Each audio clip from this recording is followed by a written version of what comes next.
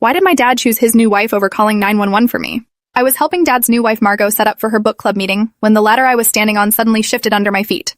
1 second I was hanging fairy lights across the living room ceiling, and the next I was falling backwards through the air with my arms flailing trying to grab onto something. I hit the hardwood floor so hard that the sound echoed through the whole house, and for a moment I couldn't breathe or move or do anything except lie there staring up at the ceiling fan spinning above me. Pain exploded up my spine and radiated through my whole body in waves that made my vision blur and darken at the edges. Margot rushed over and knelt beside me asking if I was okay, but when I tried to answer, nothing came out except a weird gasping sound. I attempted to sit up and immediately felt something wrong in my back, a grinding sensation that made me cry out and collapse back onto the floor. My legs felt strange and tingly like they'd fallen asleep, and when I tried to move my right leg, it wouldn't respond the way it should. Margot told me to stay still and pulled out her phone, and I thought she was calling 911, but instead she was texting someone. Dad came running in from the garage where he'd been working on his car, and his face went white when he saw me lying on the floor. I tried to tell him I couldn't feel my legs properly, but the words came out slurred and wrong. He knelt down next to me and asked what happened, and Margot explained about the ladder slipping. Dad started to reach for his phone, and Margot grabbed his wrist, saying we should wait a minute to see if I was really hurt or just shaken up.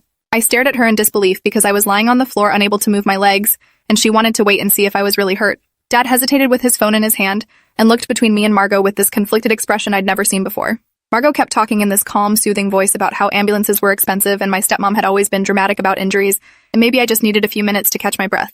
She said her nephew had fallen off a ladder last year and seemed really hurt at first, but was fine after lying down for a while. The tingling in my legs was getting worse and spreading up into my hips, and I could feel panic rising in my chest, making it even harder to breathe. I managed to gasp out that something was really wrong with my back and I needed help now. Dad finally started dialing 911, but Margot put her hand over his phone and said we should at least try to get me to the couch first to see if I could walk. She said if I could move on my own, then we'd know it wasn't serious enough for an ambulance.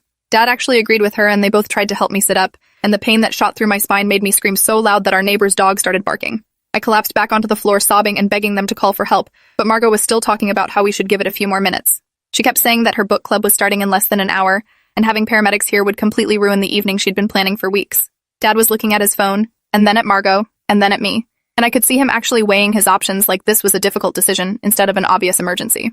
The fact that he wasn't immediately calling 911 while I lay there unable to move my legs properly made something crack inside my chest that had nothing to do with the fall. Margot suggested they could drive me to the urgent care clinic instead of calling an ambulance, saying it would be faster and cheaper and wouldn't disrupt her book club.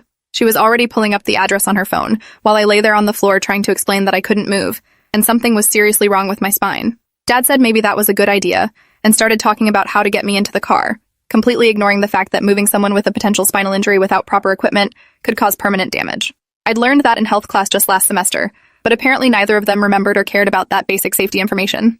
My vision was getting fuzzy around the edges, and the tingling sensation had spread all the way up to my chest now, and I was terrified